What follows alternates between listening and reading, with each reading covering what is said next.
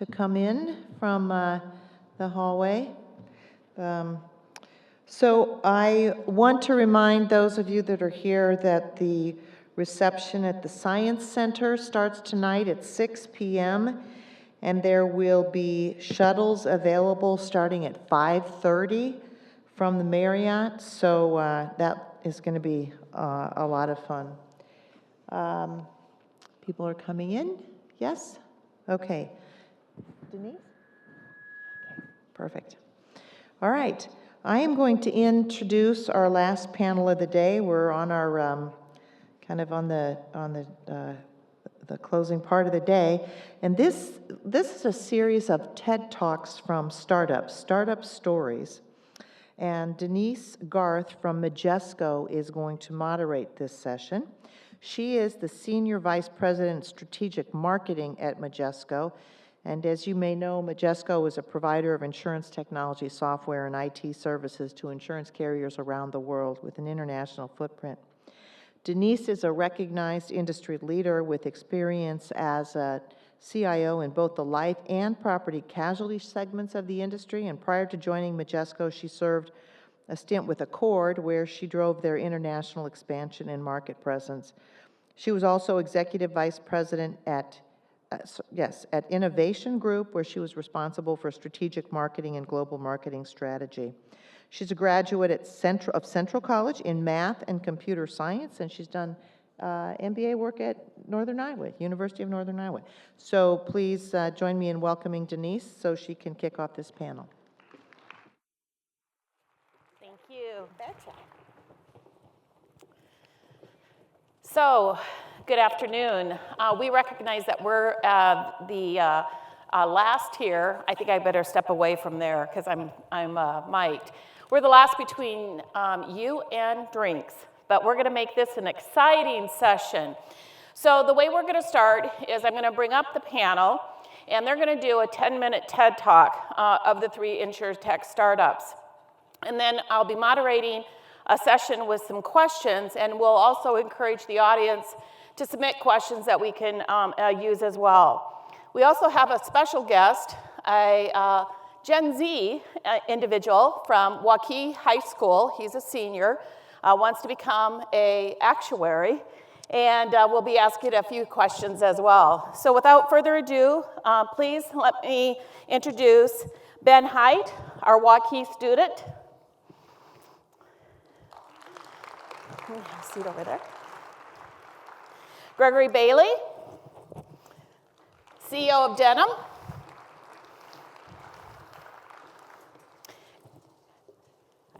I had to remember which one was next. Mike Fitzgibbon from Slice, and Chris Cheatham from RiskGenius.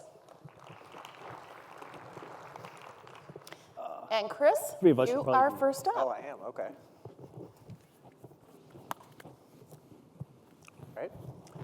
All right. Good afternoon, everyone. So my name is Chris Cheatham. I'm the CEO of RiskGenius in Kansas City.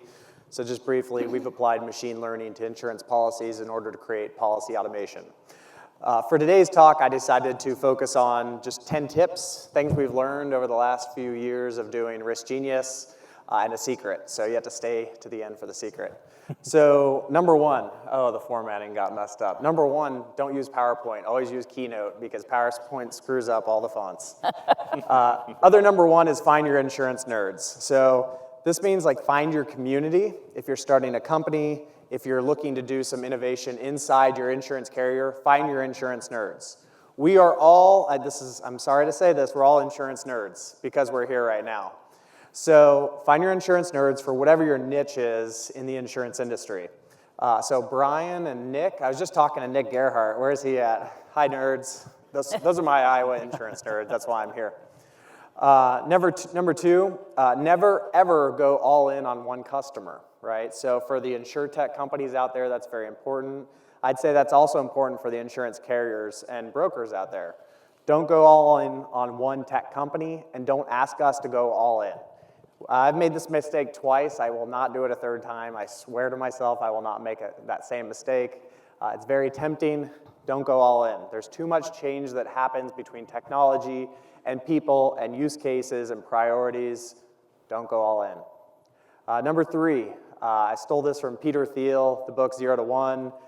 Your tech needs to be 10 times better, right? It's easy to say, it's really, really, really hard to do.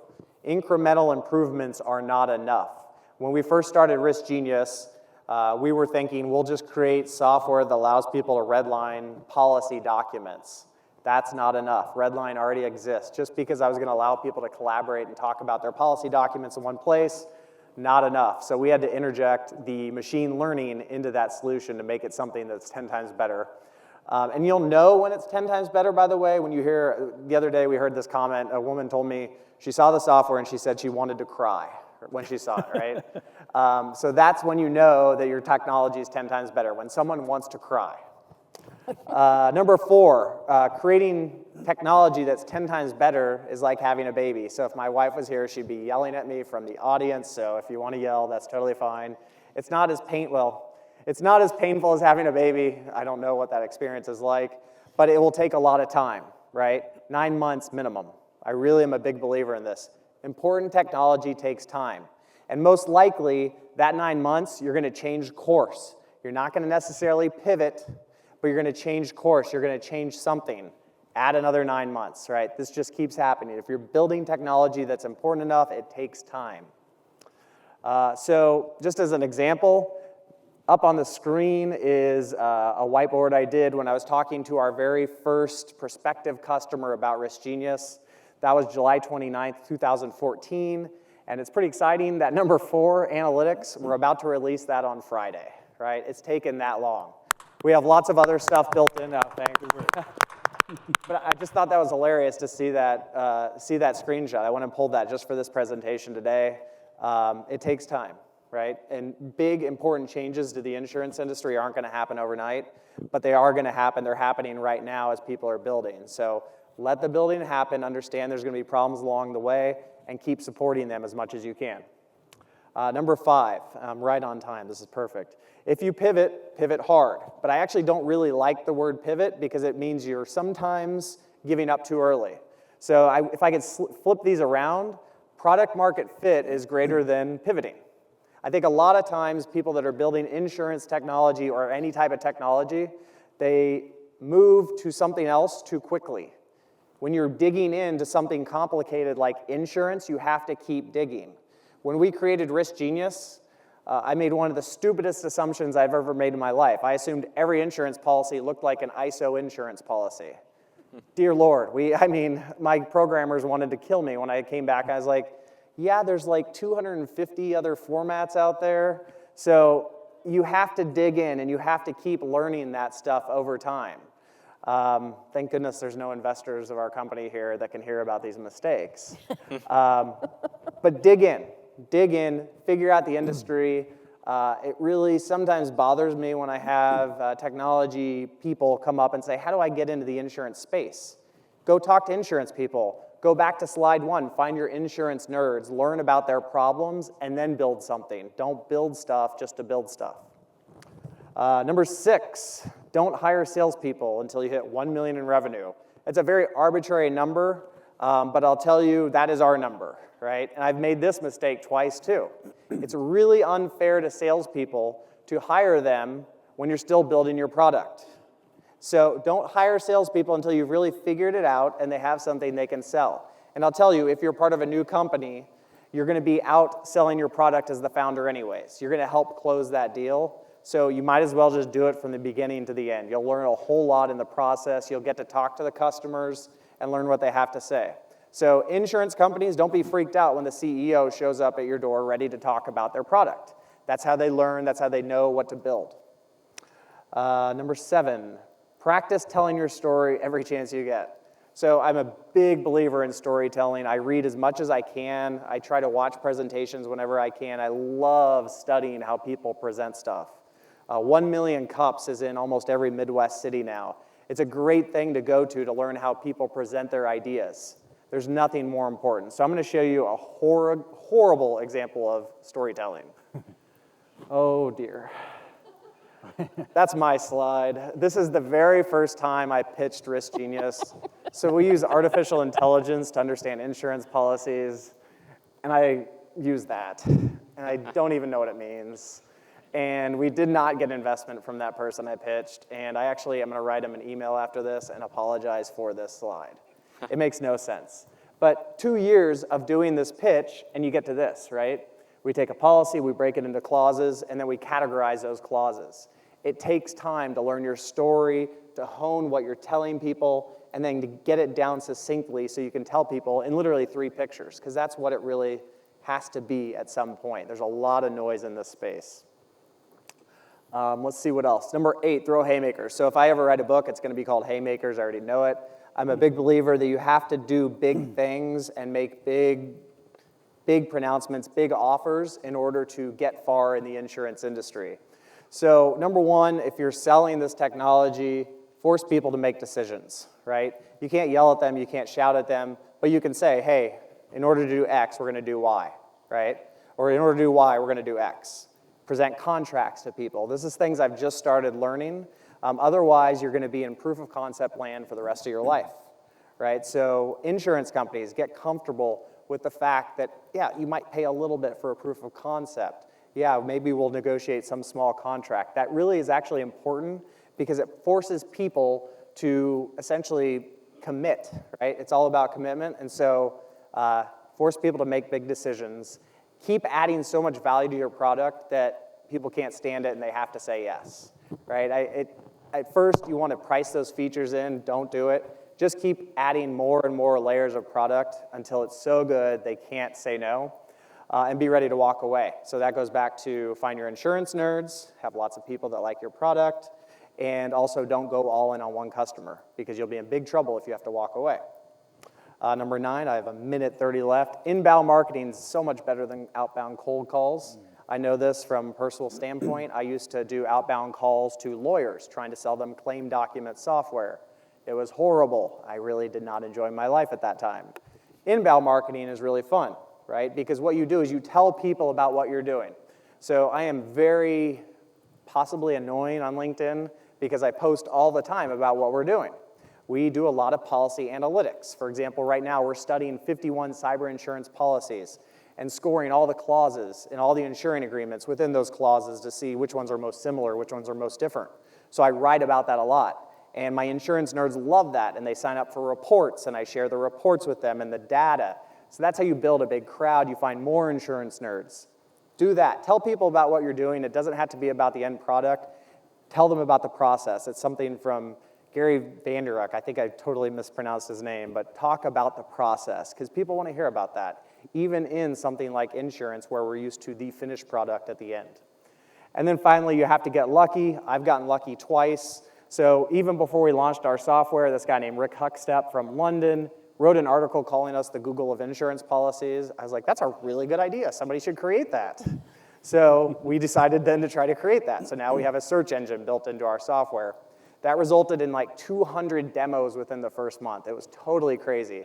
I would have never met him if I hadn't been posting on LinkedIn for the year before. And then second, LinkedIn. We got lucky on LinkedIn. They started promoting people to follow. So now I have 85,000 followers from all over the world. Last week, I had to present to a group of India executives from the second largest insurance company.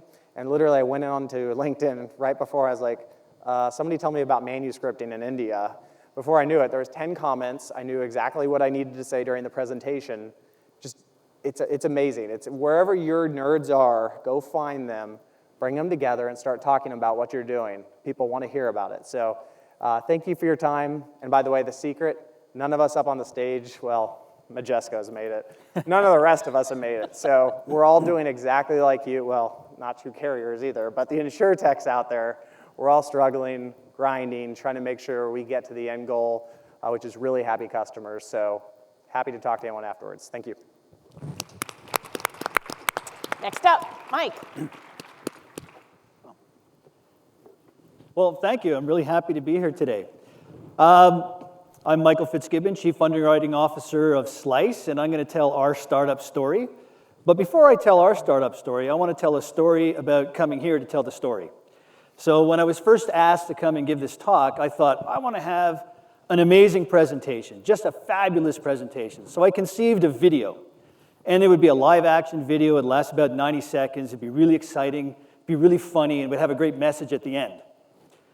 The concept was that we'd start with the boardroom of any insurance company, typical insurance company. The president and all the executive team are there, and they're talking about how they need innovation. We must innovate. We have to innovate. So the president picks up a red phone, says, Mike, we need you. The scene cuts to me in my office in a suit and a haircut, and I say, I'm on it. Slam down my red phone, jump over the desk, and as I'm running down the hallway to the boardroom, I'm stripping off my suit, and underneath I've got skinny jeans and a t-shirt.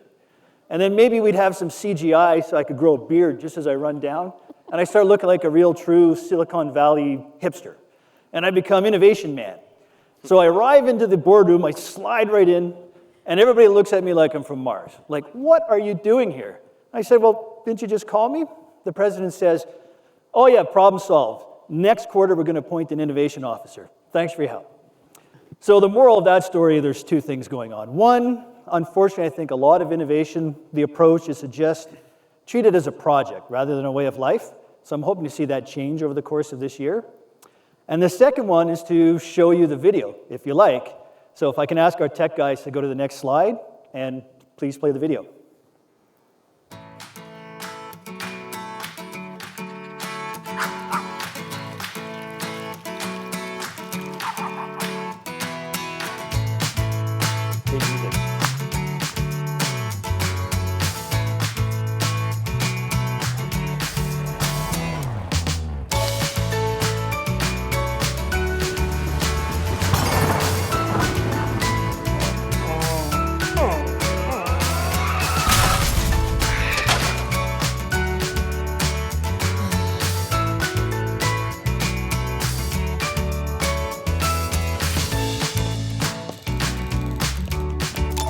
I love that music.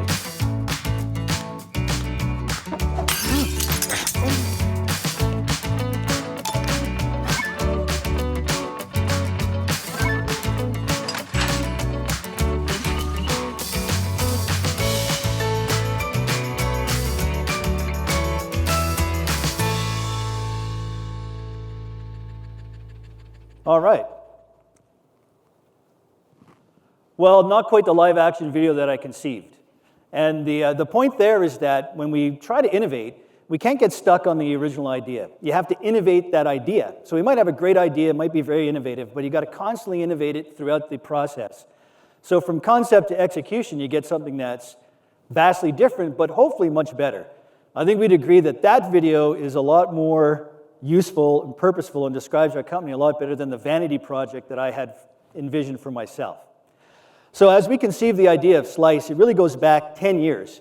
My partner Tim, who's CEO of Slice, he and I were talking about pay-per-use insurance about 10 years ago in 2007.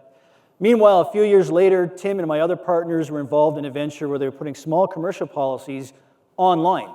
And they were finding it very frustrating because they had all the great technology. The technology was advancing, but the insurance was not. Insurance was very stagnant. The process was really difficult, and getting carriers to try and follow the innovation pattern was also very difficult. I had the same thing I used to run in Canada, healthcare and life sciences for Marsh, and wanted to digitize the claims process. Couldn't even get started. So in 2015, we founded Slice. And we found it mainly to reimagine the customer experience. We want to make it easier for people to buy insurance. It's really hard to buy insurance right now. Really difficult, really slow. We want it to be fast and easy. Just one problem. These guys. Great companies, but how are we going to get noticed in a space that's dominated by these four amazing companies with their multi-billion-dollar advertising budgets? We would just get lost in the noise. We thought, how are we going to do that? How are we going to sell homeowners an automobile no matter how innovative we are, no matter how easy we make it if we're up against these guys? And then we started thinking, well, I guess we need a niche. We all used Uber, we took Uber rides, we all used Airbnb. I think I order from Uber Eats every day. They're like my personal chef. So we thought, well, maybe the sharing economy is something where we could play. Certainly we thought there was a need. As insurance people, we realized there was a gap. Personal auto and home policies don't cover the on-demand worker very well. The platform protection plans, they also don't cover the on-demand worker very well. So there was a real need. Then we realized that, according to PricewaterhouseCoopers, There's over 45 million Americans participating in the on-demand economy, and it's growing. And it would grow even faster, according to Leo Burnett Company, because 47% of people surveyed would get into the on-demand economy if they could alleviate the risk. So that really convinced us that we had something viable. We had a niche that needed a solution, we had a pretty large market to target, and we had some great ideas. So that's how we decided to be on-demand insurance for the on-demand economy. And hopefully our video explained it pretty well. I thought it explained it really well, but I'm pretty biased. And as you see it produced, sometimes you get too wrapped up in the concept to really understand how other people would perceive it. So I'd love to get your comments later. Basically, our insurance can be turned on and off as required. We're truly on demand. So that on-demand worker, whether it's an Uber driver or an Airbnb host, they just buy the insurance when they need it, for the small amount of time that they need it, and they only pay for it at that time. And they only use as much insurance as they need. So they truly turn their insurance on and off as required. Most importantly, and this gets back to our original concept of reimagining the customer experience, it has to be frictionless, absolutely frictionless. And the first way we did that was we eliminated the application form. Customers hate application forms. They take a long time to complete, they're difficult to complete, it's hard to find the information, and the bottom line is it can only serve the interests of the insurer. It's anti-customer. The insurer will use that at the time of a claim to call about misrepresenting a material fact or some other breach of reputations and warranties. So it's not customer-centric. It's like a customer coming to us, they want to spend money, they want to buy our services, and the first thing we do is through the application we say, we don't like you, we don't trust you, and you have to prove that you're worthy enough to actually spend your money with us. So it's a terrible way to start a relationship. So we got rid of the application form. We provide a quote literally in seconds. Within 1 or 2 seconds, our insureds get their quote. And when they're ready to buy the policy, it's instantaneous, right on the smartphone, so we have what we call a Your Covered screen rather than a paper declarations form. And it's very simple. It's just the 5 or 6 main points. There's little chevrons, so those who want can drill down and go deeper and deeper. But we make it really easy, really simple for people to buy insurance easy and fast. And unlike 10 years ago, it's pay per use. It's pay as you go. So we did it. We were told you can't do it. Back at that time, I presented a program to Canada's largest insurer at the time. And the element in there was that it would be pay per use. And heads were exploding. You can't do that. You absolutely can't do insurance pay per use. Well, you can, and we are, and there's a few other people also doing it pay per use. My final comment is we wanted to innovate more than just the process. Since we were going after a niche market, we wanted to be innovative in the product as well. So we wrote a very comprehensive policy. We've got home sharing policy, ride share policy, services policy, all coming out. Home share is in beta right now. But we designed, for example, with home share, 18 different specialty coverages to address the specialty exposures of an on-demand worker. In the case of home sharing, it's things like infestation, municipal fines and penalties, or excess use of utilities. On our rideshare policy, we've added 4 or 5 specialty coverages, including, most importantly, income protection, which is a real big gap for the Uber drivers. And finally, what we did with our policy, there's always been this problem where if the on-demand worker, let's use Airbnb as an example again, if the Airbnb host has a claim, Airbnb claims to have a protection program, but they say, well, first you have to claim from your homeowner's policy. And the homeowner's policy will say, well, we pay excess over any other valid and collectible insurance, so first you got to claim from Airbnb, even though it's actually not an insurance policy. So you got the two sides saying each of the others should pay the claim. Our policy is very clearly black and white, primary insurance. So we solve that. We'll pay the claim. If we're on risk over the weekend while the homeowner has rented the house out on Airbnb and there's a hurricane, we'll pay for the hurricane damage, even though it could be argued that the hurricane had nothing to do with the guest staying in the house. So we thought that created a lot of trust with customers, and also we can charge more premium if we're not excess. So we're a little bit selfish there at the same time. So that's Slice. I hope you liked the presentation, and thank you very much for listening. Oh, thanks. Good afternoon. I'm Gregory Bailey. I think I'm on. Good afternoon. I'm Gregory Bailey, co-founder and CEO of Denim. And we're Denim from Des Moines, right here, about 6 or 8 blocks in downtown. In fact, right across the street from the Marriott, for those of you who are staying at the Marriott. So today what I thought I would do is just give you a little bit of backstory, a backstory on why we've created Denim, and a little bit about my experience as well. In fact, some of you in the audience may know, or some that have listened to my couple of time a month podcast called Denim Rivet about the insurtech space and insurance innovation and marketing, know that my backstory starts as having been a former insurance company executive. In fact, for the last several years, 20 plus years now, I had previously been chief marketing officer, and prior to that, vice president of marketing at a Fortune 500 life insurance company. And so coming from that background, I knew and was frustrated with the large, inefficient, big advertising and marketing campaigns that insurance companies are notorious for. And the advertising and marketing industry love the insurance vertical because the insurance industry spends tons of money. In fact, billions and billions and billions of dollars. In fact, about $300 billion every year on marketing and distribution-related expenses. And I continually, as I give this speech, this talk, continue to challenge audiences around the U.S. to find another comparable-sized industry of scope and scale that has this amount of load, of overhead, when it comes to marketing, advertising, and making sure that customers understand and acquire their products. It's unprecedented. So that's number one, that we started out to think about how do we reimagine marketing and distribution for the insurance industry and significantly lower this load, this 300 billion mark.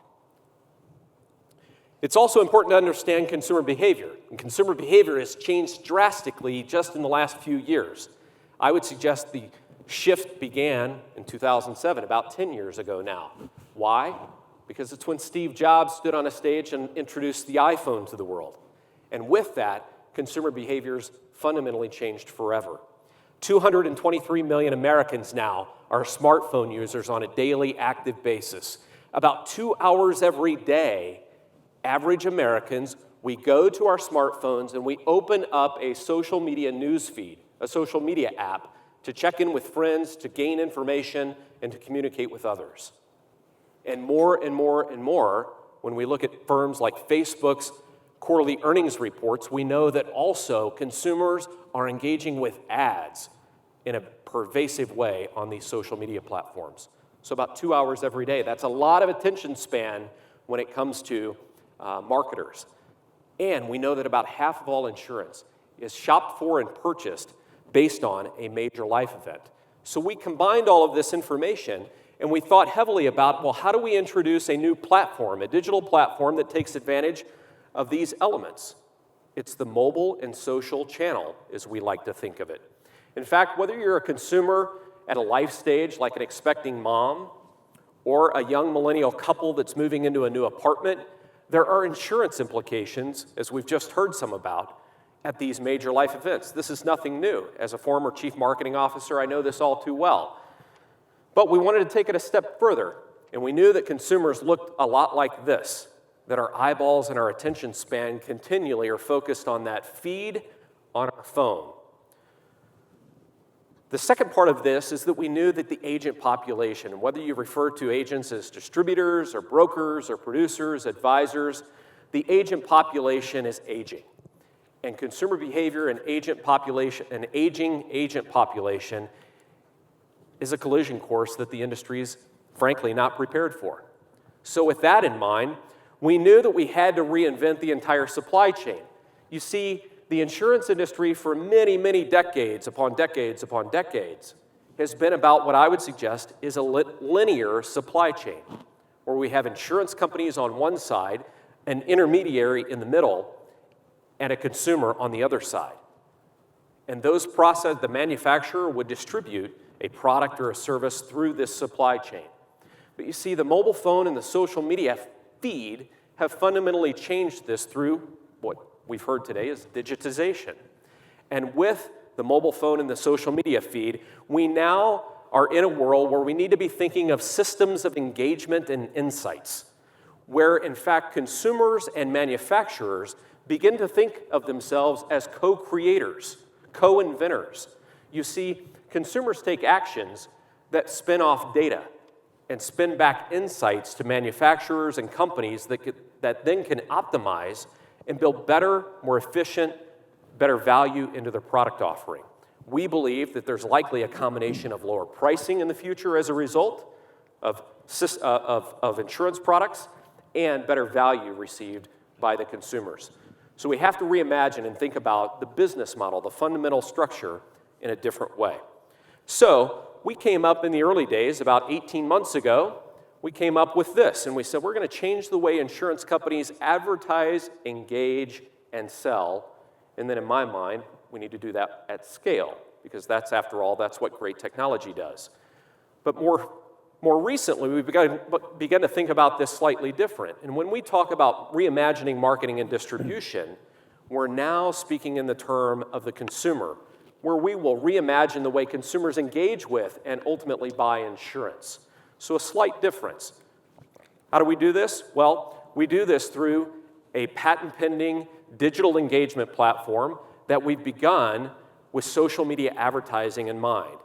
And in the 6 months that our product has been in the market, on behalf of several insurance companies that have engaged us and worked and used our platform, we've already amassed and aggregated more than 250 million data points on how consumers engage with and behave when it comes to being presented with an insurance-based social media ad. Now think about that. In 6 months, we've aggregated more than 250 million data points about how consumers engage with and interact when they're presented with an ad on a social media news feed on a mobile device. A lot of data. So with that, what do we do with that? Well, we scale. And we knew that when we fundamentally built our product that we had to build technology in such a way that scales, not just so that an insurance company can show a social media ad on Facebook. Anybody can do that. And Facebook provides wonderful tools to allow companies to do that, called Facebook Ads Manager and the like. But we looked at it and said, agents and brokers and advisors, they want their ads to appear coming from their Facebook page in their local market, not from a big insurance company brand name. And why is that even important in the first place if we're a corporate marketer? Why wouldn't we want to put our company's presence out there using our corporate Facebook page to present all of these ads? The fundamental reason is, and we know this based on significant testing, is that the ads presented in local markets, presented from local agents' Facebook pages, are 2.5 times more effective than when the exact same ad is presented to the exact same consumer coming from the corporate insurance company page. So we knew we had to scale our technology to allow corporate marketers to power these ads on behalf of thousands of their agents and distributors. So that's how we built Denim. Denim allows corporate marketing employees to log in and quickly, in 2 minutes' time, build and launch social media ad campaigns on behalf of all of their agents and distributors. We wanted to take it one step further, and we knew that ads, nobody wants to see an insurance company ad, right? But everybody loves receiving information when it's valuable, timely, and relevant to me. And we live in the me economy. And so we needed to build a platform that knew exactly the right moment in time to show the right ad to the right type of consumer. And that's exactly what we built. So as a quick example to wrap up, this millennial couple moving into their apartment today, in fact, would be shown an ad similar to this one, where the ad, again, is coming from the local agent that resides in their town. We named her Sarah Johnson, and Sarah represents and is an agent for our first customer, American National Insurance Company. Notice the content of the ad is, in this example, based on moving into a new apartment, and it's presenting an opportunity to engage related to renters insurance. And so upon engaging that ad and saying, gosh, I'm interested in that, we can then disposition that journey, that digital consumer experience on a mobile device in a number of different ways for our customers. So with that in mind, wherever Sarah Johnson is, the agent, whether she's at the gym or at a coffee shop or in a client meeting, she'll be constantly looped in and understand exactly what's going on with that new consumer or that new prospect.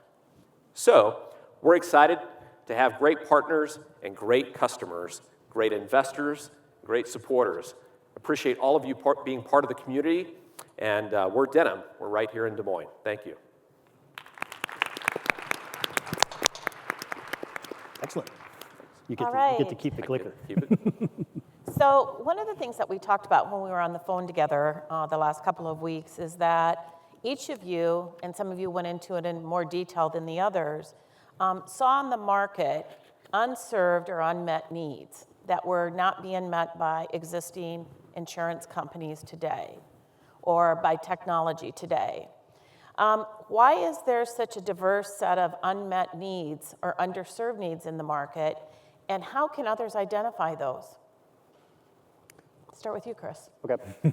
When I look at insurance and one company, one carrier, I look at it as a lot of different businesses. So each business unit has their own individual problems. And a lot of times at the carrier level, they're trying to apply technology across the board that works for one group might not work for another group. And so I think finding better technology solutions for those individual problems is going to be the key as we move forward. And I think there's just been an underinvestment in the tools that are necessary. So I'm always reminded of a broker I talked to who works at one of the largest brokerages in the world. And I asked her, how do you review policies right now? And she said, I print them out and I cut them up with an X-Acto knife and I move the clauses around. Wow. And another friend who said, I said, how do you redline 2 policies? And she said, I read them out loud to another person. And that's really simple to fix. I mean, Adobe gets you so far, right? You could just redline with Adobe. So I think the baseline tools that are needed for people doing the hard work are underinvested in right now. Yeah. Mike, what about your perspective?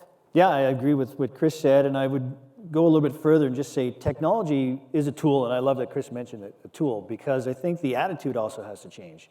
The organizations, insurance, whether it's a carrier, agent, distributor, they have to be willing to change and willing to change the way the company is structured so that it's geared around innovation. I told a little story of the boardroom deciding to appoint an innovation officer.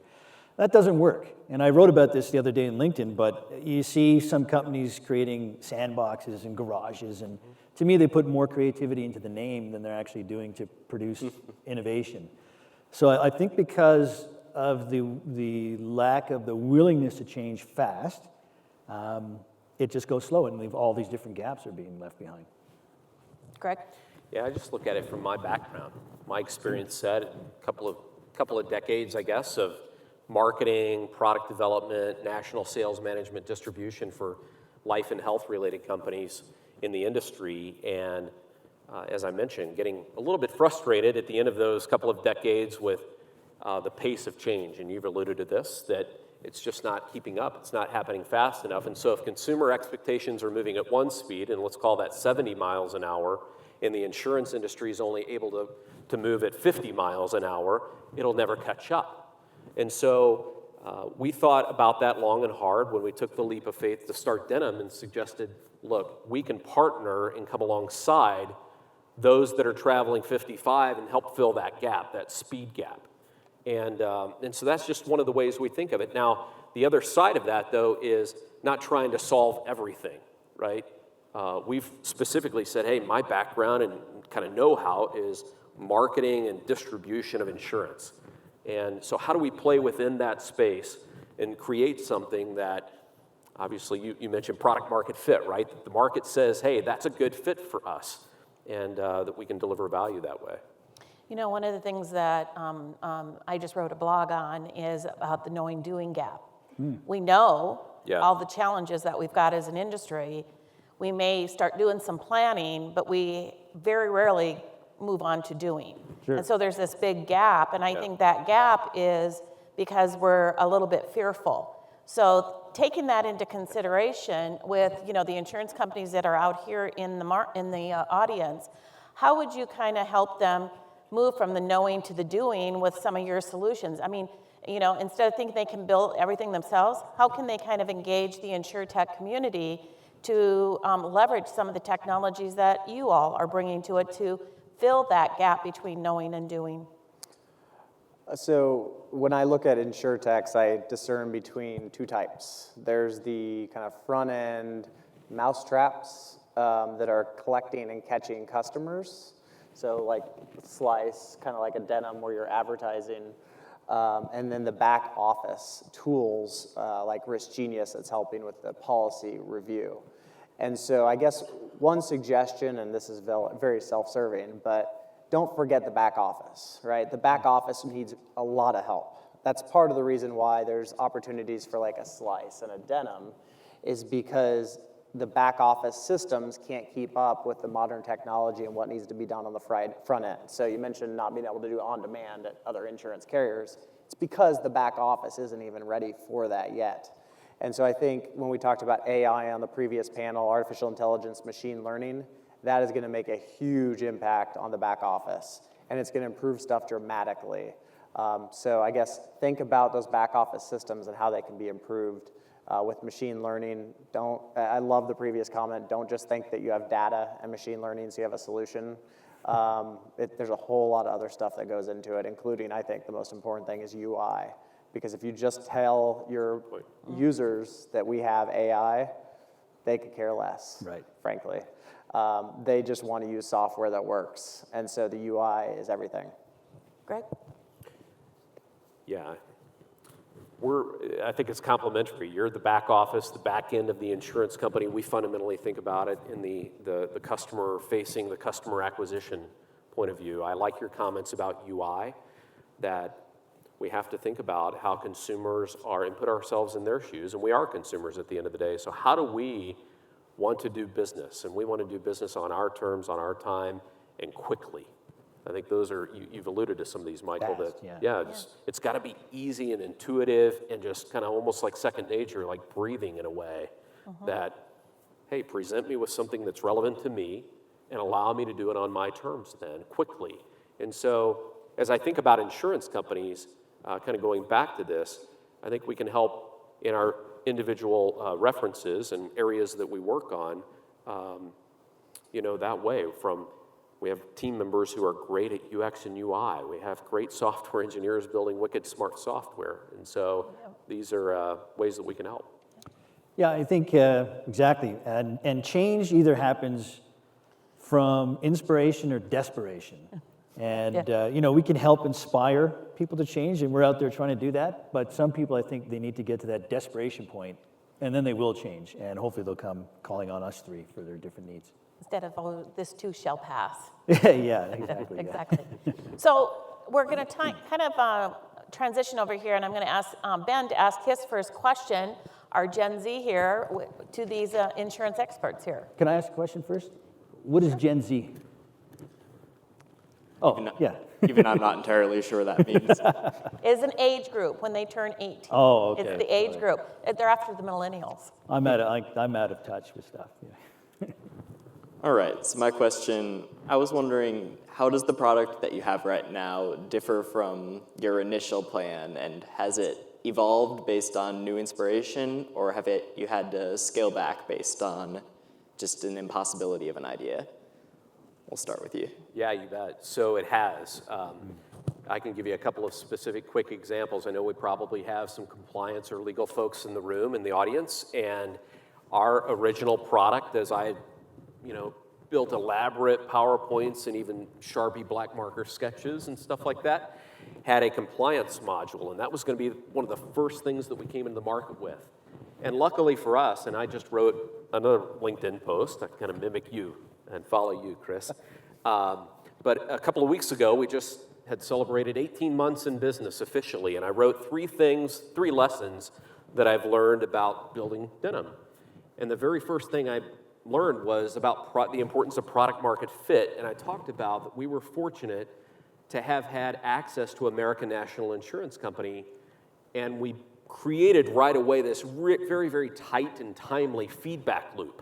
They weren't even a customer yet, but we didn't care. We had access to the appropriate team members at their company, and we said, hey, you guys are in the market, and this is what we're thinking about building, and would you provide us with that feedback of what would be helpful and valuable to you versus what's just kind of fat, on the sidelines. And they told us right away, hey, look, you can certainly build that compliance module, but we'll never use it. And I'm looking at it going, I only got so much time, and I only got so much money. I only have so many resources, so I can't build things just because I need to build things that'll be useful and helpful. And to this day, it's sitting on the shelf somewhere, yet to be built, right? Maybe 3, 4, 5 years down the line, somebody will really need that, and we'll dust it off and bring it back. But that's an example that we've built a campaign builder, we built audiences, we built insights, we built the admin side of users and groups, but we've yet to build the compliance module. So, yeah. Interesting. What we have right now is vastly different than the original concept, and it's because we learned that everything we do is wrong. And so we do it, we learn how wrong it is, and then we try to fix it. And we got a lot of great input from our customers along the way. We thought when we issued our first beta test, right here in Iowa, by the way, Des Moines and Iowa City were the first two places we started. It was, we thought we had... Here, you know that. Sorry? You should just move here. I know I should. I come all the time. I love coming here. What we thought we had just the best system, easy, fast, and we sat down with our first users, and they found it very complicated, and we realized, okay, we're wrong, so we go back to the drawing board. So just to make a long story short, yes, it's completely different than the initial concept, and because we learned a lot along the way. So I'm going to go back even a little further on our company. So we started as a company called ClaimKit, doing claim document management. And we literally started, I remember, in a construction trailer, and I'm just scanning documents, literally just scanning documents. And it did that for about 2 years. Got paid pretty well to do that. People pay way too much for their claim consultants, by the way. But just scanning documents, I was like, this is not going to work. I didn't go to law school to do this. And so we got lucky and had an underwriter ask us if they could use our claim software for policy review, right? And so it's that following your customer path, but also realizing it might be a bigger, better opportunity. So that's one answer. The second answer, so with machine learning, we've learned that you just keep working on your algorithms forever. Like, it will never end, and we know that now. And like structuring the data is nearly impossible in the insurance industry. Not quite, we think we've cracked the code, but it's really hard. And then how that data gets fed through the different systems is really important. So yeah, it's a journey, and you just keep iterating and improving upon things. So we're going to have a fun one now that we talked about, and that is, in one word, can these three do that? What will move the insurance industry forward? And then I'll let you expand on it with why. I'll start with you, Michael. I'm going to go back to desperation. I know Chris kind of divorced himself from InsurTech. One word. InsurTech. InsurTech will move the industry forward. Structured data.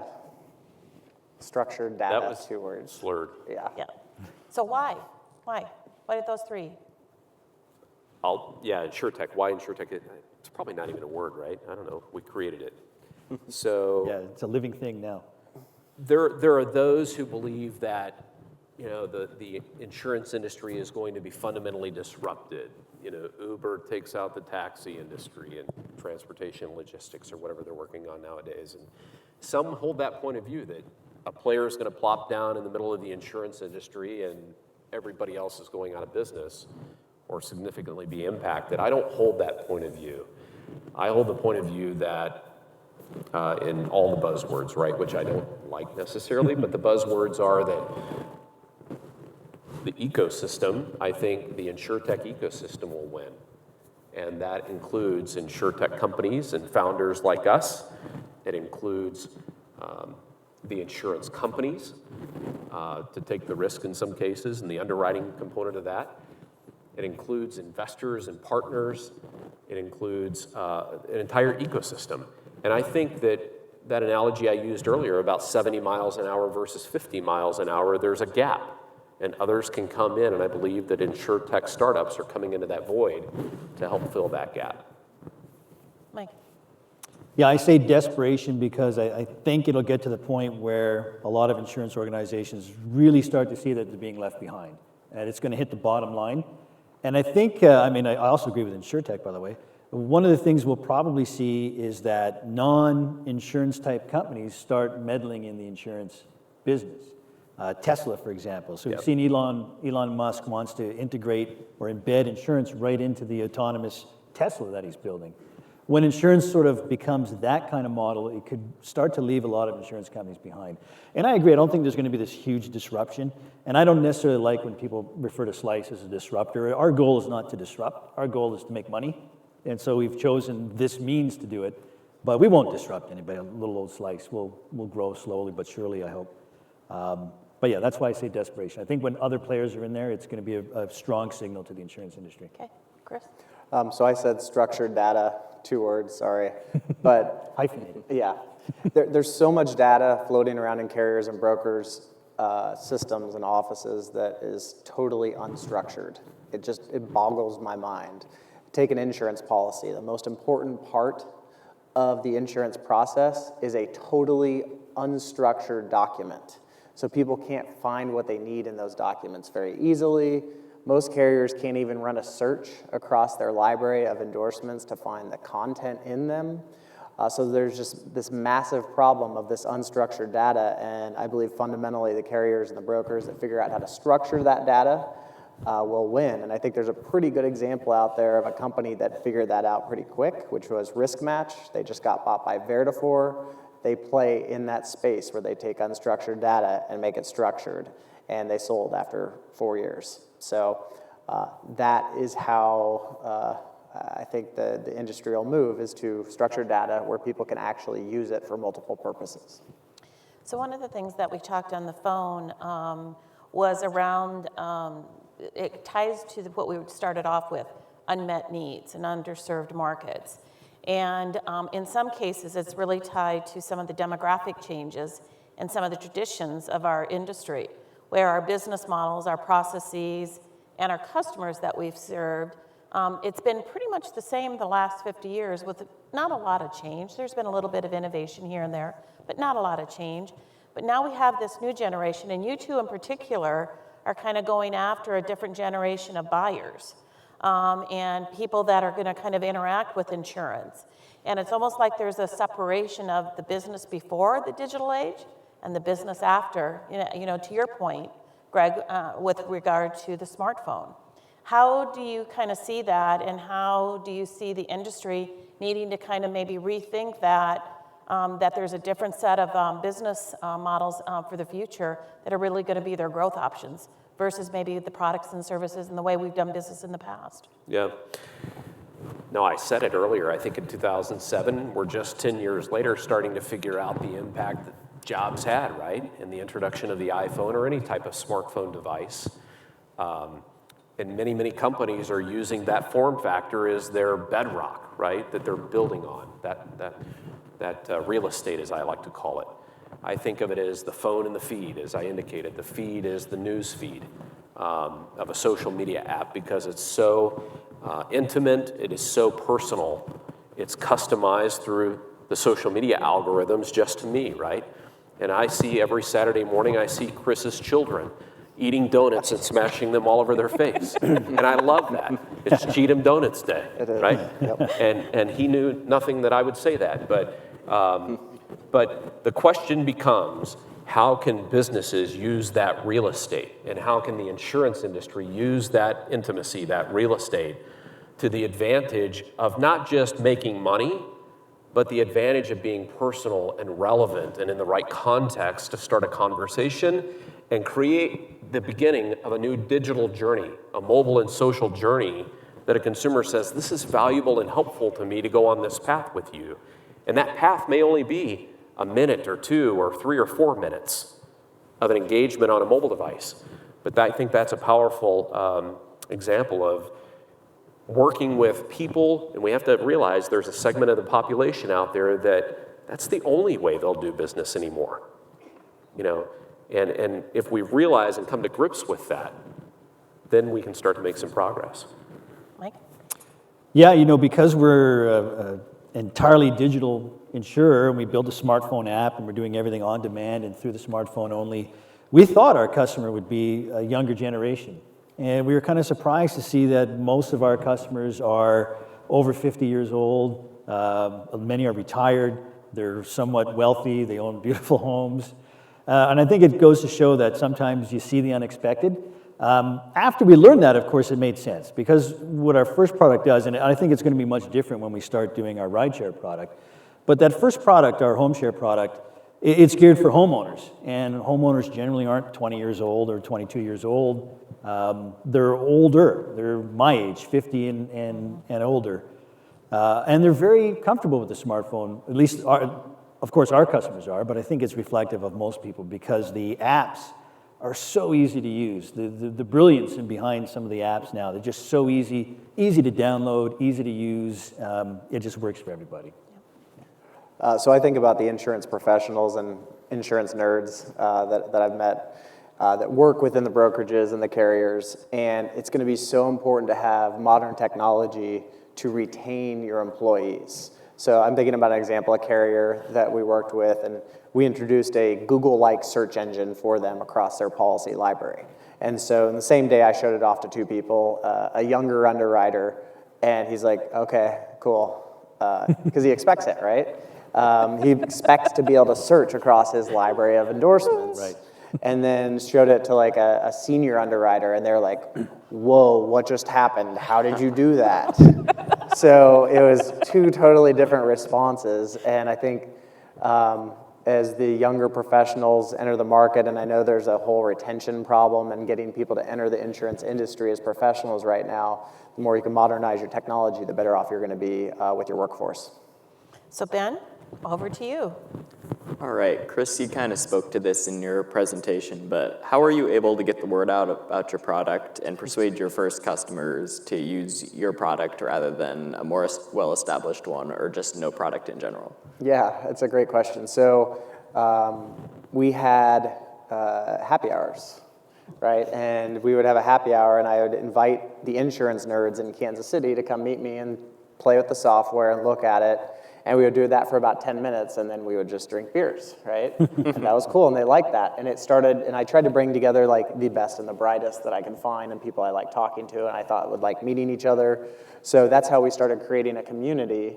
And it's really funny because now that community, there was one customer in particular that I was really interested in from that group, and they have all my insurance nerds from that group banded together within that company and helped us get in now. It's just totally crazy. So it's really, really fun to create that tribe. Book by Seth Godin called Tribes, highly recommended. It talks right about that topic. So yeah, you have to find people that are interested and then just talk to them, and ask them, what is your problem? Don't tell them you're trying to solve for something. Just say, what's your problem? What can I help you with? And then go from there. Yeah. Exactly what Chris just said. So we've done a lot of Facebook marketing, but we've attended a lot of groups similar to the cocktail hour. There's a lot of, in every city, in every town throughout the US, there's these groups of Airbnb hosts, HomeAway hosts, and they get together and they talk about the issues they face as hosts, whether it be insurance or taxes or regulations, et cetera. So we go to those meetings, we pick up the beer tab, we talk a little bit about ourselves, but we ask people, what do they want? And we show a little bit about what we do, and we help them use it, and we learn from them some of the pitfalls that we need to fix. So, yeah, I guess my answer is exactly like Chris's, and I took a minute to say it. I'm gonna have to figure this out. I hadn't thought about beer. We haven't tried that one yet. So some of you may know that about 18 months ago or so, I, on a whim one day, said, I'm going to start a podcast, and I'm going to call it Denim Rivet. And luck and timing would have it that now in 18 months, about 24,000 people of you in 65 countries have listened to Denim Rivet at some point in time. And you speak of it as a tribe, I speak of it as a community, we're speaking the same language. And for the first year, no one knew that at the exact same time that we started a podcast, we had also started a company we would eventually call Denim. But we began building our technology, and it took us close to a year before we were ready to launch that and unveil that product, that company, to the market, which happened last October. So we, for the first year, were just known as, that's that interesting podcast about insurance innovation and insurtech. And we would have guests on and startup founders on to talk about what they were building. But all along, we were building a community that we could ultimately then speak to about what we had built. And that's been invaluable to us over the last 18 months. Good. So we've got about 5 minutes left, so I'm going to ask kind of a two-part question here. Where do you think InsurTech will be in 3 years? And then what advice would you give both to insurers as well as InsurTechs that are just starting out and how to engage and go on this journey? I'll start with you, Chris. All right. Oh, this is going to be a rough answer, but I think a lot of the insurtechs are going to be gone, to be honest with you. Not everyone will succeed. I'm really, really interested to see which companies in 3 years are still going to be around. There was a big funding cycle really last year, I'd say, of insurtechs, particularly in that distribution space. And so there'll be winners and losers. Some will just be enormous. Most of them won't be, just because that's the odds, that's how it works. So I'm interested to see which of these models works out. And cheering on all of us, because I think we're doing cool stuff. The second part then was what to do to do your own insurtech, right? And like advice For both insurers and InsurTech. Yeah. Well, I'll talk to the insurers mostly. I think dig in, right? Like dig into your problems, and it's not just a branding process, right? Because then that'll go away. The insurers that I think are doing the most amazing things have their own groups internally that are developing things, and then they go partner with insurtechs. They don't just dump money in, they also try to figure out, all right, if we're gonna put money in, let's also find the problem that we're gonna go solve with that company. So it's really bringing it all together. I think that is what I've been noticing, and I think there's more of that now starting to happen. And for the insurtechs, just talk to people. Don't just go try to solve something that you think's important. Go talk to people that are actually in the industry and make sure it's something that's worth solving. Yeah. Mike. Yeah, to insurers, similar to Chris's advice, I would say innovation should be a lifestyle, not a project. And so we've seen a lot of insurers who are really very much committed to being innovative. And there's some great models out there. I love Munich Re model, for example. They created an entire division within their organization called Munich Re Digital Partners. They partner with us. And it's the model that Chris was just explaining. They find an insurtech that you can partner with. MRDP partners with a number of them. And work together on solving the problems. Understand the journey and work together. But it really takes that commitment. Chris said dig in. I think that's what it is. Dig in and be committed to innovation all the time. And to InsurTechs, I just say, be flexible. Be really flexible in your ideas. Understand that most of it won't work out. You mentioned in the entire compliance module, which you'd think intuitively should be in huge demand. We'll have great ideas that for some reason nobody wants. And even though we think people should need it, we've got to sort of swallow our pride and realize, all right, what do they want? Let's find out from our customers what they want and deliver that solution. And where will InsurTech be in 3 years? Well, I think hopefully to be beyond being called InsurTech, so that the technology aspect of insurance really takes over the way we all do business. So to me, I'd love to see InsurTech gone, but gone because we're so successful, not because it fails in any way. Good. Gregory. Well, the short answer is in 3 years, I think the InsurTech will be in Des Moines. So, a little biased. Brian Himeseth owes me 20 for that. No. So I would reference back to one of my slides, which was systems of engagement and insights and this concept of co-creation. And you could think of it that way. You could think of it in the analogy about the speed limits that I used, 70 versus 50, and you have to bring a new player into the mix to help you catch up to speed. But at the end of the day, it's co-creation and systems of engagement. The consumers want to be closer and at the center of that relationship with the company or the manufacturer that they have purchased from, right? And so that's where I think InsurTech will be. My advice is along that lines to insurance companies. My advice is think about that and think about how business models must shift in order to leverage a new digital engagement platform or a new customer experience or a new policy and claims and information gathering for the back end of building efficiency into processes and all those things. So pick an area and find the right partners to partner with to do that. My advice to InsurTechs is a little bit different maybe. Product market fit is one of those things, right? That tight feedback loop that is paramount to understanding what to build versus what not to build. But my final comment to InsurTech founders would be find investors that strategically fit your vision and where you want to go. Don't just take a check because it's a check. Take a check because they add additional value from an investor standpoint. That's a good point. So the last thing that I would just comment on that all three of you talked about, and I give the advice out to this audience, is engage on social media. Yes. Read, Great point. engage, publish, whatever it is, but engage because you can do a lot of learning and you can understand a lot of what's happening out there. So with that, thank the panel here. Thank you. Thank you, Denise. Yeah. Thank you. Thank you, Denise.